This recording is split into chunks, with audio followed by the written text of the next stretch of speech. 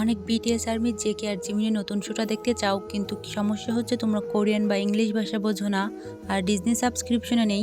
Disney subscription কেনার জন্য কিন্তু টাকার প্রয়োজন বা অনেকে আমরা কিনি না।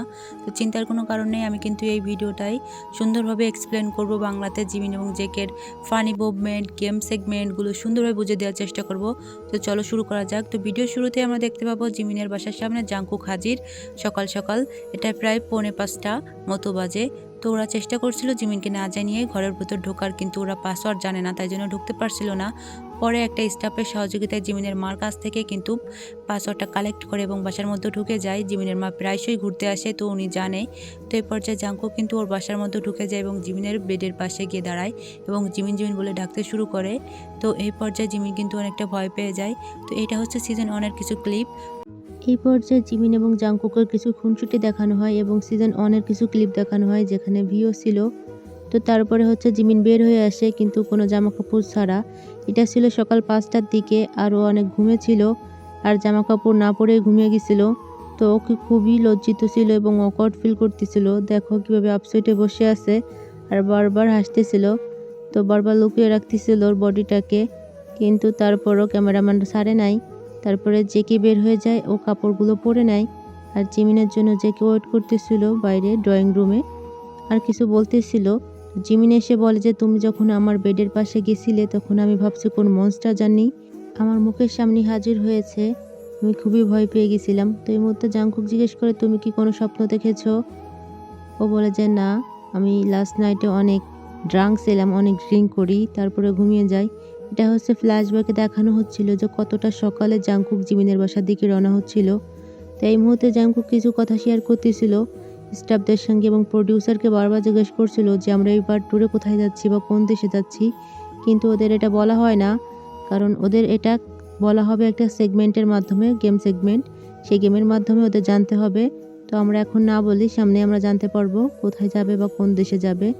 তো অনেকগুলো কোশ্চেন করে কিন্তু একটা কোশ্চেনেরও অ্যান্সার পায় না। পরে জিমিন এবং জাংকুক কিছু কথা শেয়ার করে যে আমরা আগেও ভাবতে পারি নাই যে এইটা এত তাড়াতাড়ি শুরু হয়ে যাবে, আর আমরা মিলিটারি থেকে আসছি মাত্র 1 সপ্তাহ হলো, কিন্তু এটা খুবই ফান হতে চলেছে। সো আমরা খুবই এক্সাইটেড, সো ভালো কিছুই হবে। তো জিমিন ব্রো বলছিল যে আমি লাস্ট নাইট অনেক দেরিতে করে ঘুমাই এবং আমি রাত্রে কিছুই কাজ করতে পারি নাই এবং আমার সব কাজগুলো একদম এলোমেলোভাবে ছড়িয়ে আছে। তো এবার কিছু কথা বলতেছিল আর জাংকুক এবং জিমিন কথা বলার সাথে সাথে প্রডিউসারও জিজ্ঞেস করে বসে জিমিনকে যে তুমি তোমার ক্লোথ বা তোমার লাগেজ গুছিয়েছো কিনা। তো বলে যে না, গুছাইনি। তো তারপরে বলা হয় যে তোমাকে 10 মিনিট দিচ্ছি, তুমি তাড়াতাড়ি গুছিয়ে নাও কারণ আমরা 6টার দিকে বেরোয় যাব। এখানে দেখতেই পাচ্ছ জিমিন কিন্তু বারবার ওর হাত দিয়ে মুখটা ঢেকে রাখতেছে, কারণ ওর অনেকই লজ্জা লাগতেছে, কারণ ঘুমানোর পরে কিন্তু সবার মুখটা একটু ফুলে যায়, তাই জন্য ওর ভালো লাগছে না। আর জিমিন তো চলে গেছে আর এদিকে জাংকুক তোর মুখটা দেখাবে না বলে মাস্কই পরে আসছে এবং একটু ঢঙও করলো ক্যামেরার সামনে, ওই সুন্দর সুন্দর চোখগুলো দেখালো। তো তারপর একজন স্টাফের সঙ্গে কথা বলছিল জাংকুক, আর এইদিকে হচ্ছে গিয়ে জিমিন এই পর্যায়ে ওর লাগেজটা টানতে টানতে নিয়ে আসে এবং বারবার বলতে থাকে আমার রুমটা ক্লিন করা না। তো জাংকুক বলতেছিল তোমার রুমটা তো খুবই সুন্দর ক্লিন করা আছে। তারপরে এই জ্যাকেটটা ঢুকায় আর এটা বলে যে আমি এটা ধুতে চাইছিলাম কিন্তু ধুতে পারি নাই, ভাবছি আমরা হয়তো কালকে যাব, রিল্যাক্স হয়েছিলাম, বাসাটা অনেক খারাপ হয়ে আছে এবং আমি কিছুই পরিষ্কার করতে পারি না। এই পর্যায়ে প্রডিউসার জিজ্ঞেস করে তুমি কি কি নিয়েছো? তো তখন জিমিন বলে যে skin care, toothbrush and 10 piece হচ্ছে গিয়ে নিছি আন্ডারওয়্যার। এটা খুবই ফানি ছিল। তো তারপরে বলে স্কিন কেয়ার, টুথব্রাশ, টুথপেস্ট এবং বাকি সব কিছু। তো জিজ্ঞেস করে তুমি কি তোমার পোশাক নেওনি? তখন বলে যে না নেইনি, এটা আসলে ফান ছিল, অবশ্যই নিয়েছে। গত রাতে ড্রাঙ্ক থাকার কারণে জিমিন কোনো কাজই করতে পারে নাই, যেখানে সেখানে জামা কাপড় ফেলে রাখছে সেগুলো একটু গুছিয়ে রাখছে। তারপরে সকালের ওয়েদারটা একটু দেখালো, শিশির পড়ছিল, তো খুবই সুন্দর ছিল, একটু হয়তো বৃষ্টিও মনে হয় পড়ছিল। তারপরে দেখো জাংকুক এবং জিমিন বারবার নড়াচড়া করতেছে, কারণ একটা ক্যামেরা ওদের মুখের সাথে সাথে মুভমেন্ট করতেছিল, ওরা যেই দিকে যাচ্ছিল ক্যামেরাটা ওই দিকে যাচ্ছিল। তো জাংকুক বলতেছে এটা খুবই ইউজফুল, আমি একটা কিনবো। তো জিমিন বলে তুমি কিনে কি করবা, কিছুদিন পর তো বলবা কেউ নিবা কিনা, সবাইকে জিজ্ঞেস করবা। তো এই জন্য জিমিনকে জাংকুক একটা হিট করে। তারপরে বলে আমরা কোথায় যাচ্ছি আমরা তো জানি না। তো জাংকুক বলে যে আমি অনেকবার জিজ্ঞেস করছি কিন্তু তারা আমাকে বলে নাই। তো তারপর ওরা ভাবতে থাকে যে লাস্ট ট্রিপেও কী করছে, অনেক সুন্দর করছে। তো তো এবার ওদের এক্সপেকটেশনটা অনেক হাই, ভালো করবে। তারপরে এখানে ওরা একটা হাই ফাই দেয়। তো জিমিন বলে যে তুমি এটা হাই ফাই কেন দিচ্ছ? তো জাংকুক বলে যে এটা একটা বিজনেস। তো বলছে শুধুমাত্র বিজনেস, মানে যেহেতু ট্রিপটা থেকে টাকা পাবে হ্যান ত্যান, এইগুলোর জন্য একটু মজা করতেছিল। তো ওদের ফানগুলো অনেক ভালো লাগছে। তো তোমরা অবশ্যই এই এপিসোডগুলো ভালো মতন দেখবা, অবশ্যই বলবা যে কেমন হচ্ছে। তো এই পর্যায়ে দেখো এভার্স লাইভে চলে যায়। তো এটা হচ্ছে যে হপ একটা লাইভ করতেছিল, তখন জিমিন একটা কমেন্ট করে যে তুমি লাস্ট যেই কনসার্টটা ছিল ওটা খুবই ভালো করছো। তো জিমিনকে ভালোভাবে রিপ্লাই দেয় যে হপ, এটা খুবই ভালো ছিল। আমরা অনেকেই জানতে চাই বিটিএস মেম্বাররা কীভাবে ওদের অন্য মেম্বারদের লাইভে কমেন্ট করে বা কেমন রিয়াকশন থাকে। তো আরেকটা কমেন্টও করে জিমিন যে তুমি আর্মিদের সঙ্গে ভালো সময় কাটাও। তো তারপরে আবার ওরা কথা বলতে থাকে যে আমরা এখন কোথায় যাচ্ছি, আশেপাশের দিকে তাকাতে থাকে এবং ভাবে যে আমরা কি কোরিয়ায় থাকবো না অন্য কোনো দেশে যাব, যেহেতু ওরা জানে না যে ওরা কোন দেশে যাবে। তো এই পর্যায়ে ওরা ম্যাপ বের করে নেয়, দেখে যে ওরা কোন দিকে যাচ্ছে। তো দেখে যে ওরা ইনচান এয়ারপোর্টের দিকে যাচ্ছে, ভাবে হয়তো আমরা এয়ারপোর্টেই যাচ্ছি, পরে ভাবে যে না আমরা হয়তো আইসল্যান্ডে যাব। তো এভাবে শিওর ছিল না। তারপরে ওরা বারবার খোঁজার চেষ্টা করতেছিল। তো এই পর্যায়ে দেখতেই পাচ্ছ পিছনে একজন স্টাফ সেলফি তুলছে। জিমিন নিজের কিউরিওসিটি ধরে না রাখতে পারে, গাড়ির যে জিপিএস থাকে সেটাই দেখা শুরু করে। তারপর ওরা বের করতে পারে না আসলে ওরা কোথায় যাচ্ছে। তো এই পর্যায়ে ওরা প্রায় পৌঁছে গেছে। ওরা অ্যাকচুয়ালি ইনচান এয়ারপোর্টের পাশেই একটা কোয়ার্টারে থাকবে বা কোয়াটেজ সেইখানে। তো এখানে ওরা সেই বলে যে আমরা কি এখানে থাকবো, আমরা এখানে কি থাকবো, পুরো শোটাকে এখানে শেষ করব নাকি একদিনের জন্য আসি। তো ওরা ভাবে যেহেতু ইনচান এয়ারপোর্টের পাশে, তো হয়তো আমরা একদিন স্টে করব।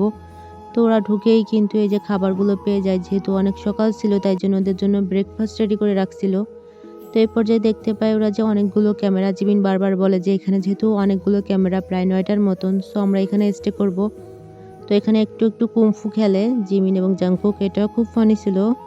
তো তারপরে হচ্ছে গিয়ে ওরা এই বাড়িটাতে স্টে করতেছে, তারপর ওরা ফুড এনজয় করে। খাবারগুলো খুবই টেস্টি ছিল।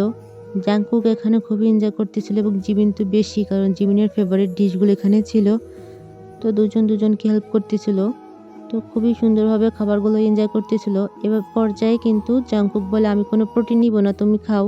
কিন্তু পরবর্তীতেও জাংকুক আর নিজেকে সামলিয়ে না রাখতে পারে একটা প্রোটিন নিয়ে নেয় আর খাবারগুলো এনজয় করতেছিল। আর জাংকুক আর জিমিন বলতেছিল যে এটা খুবই একটা ভালো প্লেস এবং খাবারগুলো খুবই সুন্দর। জিমিন তো এটাও বলতেছিল যে আমি আর কোথাও যেতে চাই না, এখানে অনেক ভালো খাবার, আমার ফেভারিট ডিশগুলো পেয়ে গেছি, মনে হচ্ছে ট্যুরটা এখানেই কমপ্লিট আর আমরা কোথাও না যাই। তারপরে জিমিন জিজ্ঞেস করে এটা কতদিনের ট্যুর হতে চলেছে। জাংকুক বলে হয়তো 10 দিন। তারপর ওরা ফ্রিজ খুলে দেখে সোজু। তো সোজু দেখে বলে যে খুশি হয়ে যায় যে হয়তো আমরা এখানে থাকবো। তারপরে দেখো ওদের জন্য একটা কেক রাখা হয়েছিল সারপ্রাইজ দেওয়ার জন্য, বাট ওরা তার আগেই খুঁজে বের করে ফেলছে। তারপরে জিমিন বলে আমরা কিভাবে ছবি তুলবো বা কিভাবে ছবি তুললে ভালো হয়। জাংকুক একটু দেখিয়ে দেয় যে একটু অ্যাঙ্গেল করে একটু জুম করে ছবি তুললে ভালো হয়। তারপরে কিছু স্টাফ আবার ওদের খাবার দিয়ে যায়। এর কিছুক্ষণ আগে কিন্তু জিমিন এবং জাংকুক জিজ্ঞেস করে স্টাফদের খাবার সম্পর্কে। তো ওরা বলে যে আমরা খেয়ে নিব। তোরা কিন্তু খুবই বিনয়ী এবং খুবই ভালো ব্যবহার করে স্টাফদের সঙ্গে, এটা খুবই ভালো লাগে। তো এই পর্যায়ে জাংকুক কিন্তু জিমিনের জন্য একটা গিমবাব বানিয়ে দেয়। তো এটা খেয়ে জিমিন ধন্যবাদ জানায় এবং বলে যে খুবই সুস্বাদু খাবারগুলো এবং ওদের ফেভারিট ডিশগুলোর নামও বলতে থাকে অনেকগুলা। তো এটা খুবই ডিলিশিয়াস এবং এইগুলো খেতে চাই বারবার। পুরো ট্রিপটাতে আর কিছু না খালেও হবে, এটাও বলতে থাকে। তো এই পর্যায়ে বলতে বলতে ওদের যে ফেভারিট ডিশগুলোর নাম ওরা বলতে থাকে, যেমন কাটলেট, স্পাইসি, পর্ক এবং কিমচি ইত্যাদি। তো এই পর্যায়ে ওদের খাওয়া শেষ। জিমিন বলে যে এটা কি হ্যান্ড ওয়াশ নাকি ডিশ ওয়াশ। জাংকুক বলে দেয় যে এটা ডিশ ওয়াশ। তারপরে ও ক্লিন করে নেয়। দেখো কতটা সুন্দর, স্টাফদের জন্য এটা ফেলে রাখি নাই, কতটা সুন্দরভাবে ক্লিন করে দিচ্ছে। জিমিন বারবার বলতে থাকে যে আমি আমার গতকালের যে ডিশ ওয়াশগুলো ওইগুলো আমি ক্লিন করে আসতে পারি নাই, বিকজ আমি লাস্ট নাইটে ড্রাঙ্ক ছিলাম। তো এই পর্যায়ে ওরা অনেকক্ষণ স্টে করে। তারপর ওদের একটা গেম সেগমেন্ট শুরু হয়ে যায়। জাংকুক তো খুবই এক্সাইট হয়ে যায় এবং চুলগুলো ঠিক করতে থাকে। তো তারপর ওরা রেডি হয়ে যায়। তো প্রডিউসার এখানে বলে যে সুটকেসটা খুলে বলে যে এখানে অনেকগুলো পতাকা আছে 23টার মতন। এই পতাকার মধ্যে তুমি যে ফ্ল্যাগগুলোর অ্যান্সার সঠিকভাবে চিনতে পারবা বা পতাকাগুলো চিনতে পারবা, সে কটা তোমরা অ্যান্সার আমার কাছ থেকে পাবা, অর্থাৎ তোমরা কোশ্চেন করতে পারবা আর সেই কোশ্চেনের মাধ্যমে তোমরা জানতে পারবা যে তোমরা কোন দেশে যাবা। তো ওরা তো খুবই এনজয় করে এবং অনেকগুলো দেশের নামও বলতে পারে। এখানে জিমিন অনেক ভালো করছে, জিমিন অনেকগুলো দেশের নাম বলতে পারে। জাংকুক হয়তো দু একটা নাম বলতে পারছে। তো এই পর্যায়ে অনেকগুলো বলে, তো ওরা অনেক মজা করে। এখানে ওদের যে ফেসগুলো ছিল খুবই ফানি ছিল। তো 1 2 3 করে এটাই বলে ফেলে যে এটা হচ্ছে গিয়ে সুইজারল্যান্ড। এটা জিমিনি গেস করে। তো জাংকুক ওকে চিয়ার আপ করতেছিল। এইভাবে ওরা অনেকগুলো দেশ কিন্তু চিনতে পারে। কিন্তু এখানে যদি বাংলাদেশ বা ইন্ডিয়ার ফ্ল্যাগটা থাকতো তাহলে অনেক ভালো লাগতো। আমরা বুঝতে পারতাম ওরা বাংলাদেশ বা ইন্ডিয়ার ফ্ল্যাগ বা আমাদের আর্মিদের সম্পর্কে কতটা ভালো জানে। যাই হোক, ব্যাড লাক, নেক্সট টাইম অবশ্যই হয়তো কোনো একটা সেগমেন্টে আমাদেরও কোনো একটা সুযোগ আসবে, আমরা একটু লাকি হতে পারবো। তো এই পর্যায়ে জাংকুক বলে যে আমি টিকটকে অনেক দেশের ফ্ল্যাগ দেখি, বাট আমি এই পর্যায়ে মনে করতে পারতেছি না। তো এই পর্যায়ে কিন্তু অনেকগুলো দেশের নাম বলে ফেলে জিমিন। জিমিন অনেক ভালো করে, আর আমাদের জাংকুকও কিন্তু কম যায় না। নেক্সট সেগমেন্টে অবশ্যই ভালো করবে আমাদের জাংকুক। এই পর্যায়ে ওদের গেমটা শেষ হয়ে যায়। এখন ওরা 13টা প্রশ্ন করতে পারবে এবং এই 13টা প্রশ্নের মাধ্যমে কিন্তু জানতে পারবো ওরা কোন দেশে ট্রিপটা দিতে যাচ্ছে। তো প্রডিউসারকে প্রথম কোশ্চেন করে জিমিন যে আমরা যেই দেশে যাব সেই দেশে কি 4টা রঙের কালার আছে কিনা, অর্থাৎ সেই দেশের ফ্ল্যাগে। তো উনি বলে যে না। তো জাংকুক বলে যে এটা কি সিলি কোশ্চেন করছো, তুমি এটা জিজ্ঞেস করো যে এটা ইউরোপ কান্ট্রি কিনা। তো বলে কি এটা কি ইউরোপ কান্ট্রি? তো উনি বলে হ্যাঁ। তাহলে ওরা কিন্তু অনেক দেশেই ঘুরছে, তো অনেক আইডিয়া আছে আমাদের থেকে অনেক বেশি। তো এবার অনেক ভাবতে থাকে, জিমিনের মাথাটা অনেক খাটাতে থাকে। তো ওরা কিন্তু অনেক ভাবনা চিন্তা করে বসে। পরে একটা জিমিন সিলি কোশ্চেন করে। তো তারপরে বলে যে না না প্রডিউসার, এটা তুমি কাউন্ট করো না। তো প্রডিউসার বলে যে ঠিক আছে। তো ওরা বলে যে তুমি অনেক সুইট। তো দেখতেই পাচ্ছ কিন্তু অনেকগুলো নারী স্টাফও ছিল এই ট্যুরটাতে। তো ওরা বলে যে এখানে কিন্তু কেমন ডিগ্রি সেলসিয়াস থাকে বা কেমন ওয়েদার থাকে। তো বলে 16 থেকে 26 ডিগ্রি সেলসিয়াসের মতন। তো এবার কিন্তু অনেকটাই শিওর হয়ে যায় যে কোন দেশে কেমন ওয়েদার থাকে। তো জাংকুক আর জিমিন ভাবতে থাকে এবং বলে কি এটা কি আমরা যেইগুলো কোশ্চেনের অ্যান্সার দিতে পারছি ওই ফ্ল্যাগগুলোর মধ্যে কোনো একটা? বলে হ্যাঁ। তো জাংকুক তারপরে বলতে না পারলেও জিমিন বলে ফেলে যে এটা কি সুইজারল্যান্ড? তো উনি বলে যে হ্যাঁ এটা সুইজারল্যান্ড। তো ওরা অনেক খুশি হয়ে যায়। তো ওরা একটু ভিউ দেখতে থাকে এবং জিমিন বলে যে জাংকুক তুমি কি জানো এই সুইজারল্যান্ডকে কিন্তু প্রকৃতির রানী বলা হয়। আসলেই এখানে বসে ওরা একটু রিসার্চ করতেছিল আর জাংকুক তো ডিসাইডও করে ফেলে কোন রাইডে উঠবে বা কি করবে ট্রিপে। তো ওরা বলে যে এটা রিয়েল ট্রিপ হতে যাচ্ছে। তো দেখো সুইজারল্যান্ড কিন্তু অনেক সুন্দর একটা দেশ।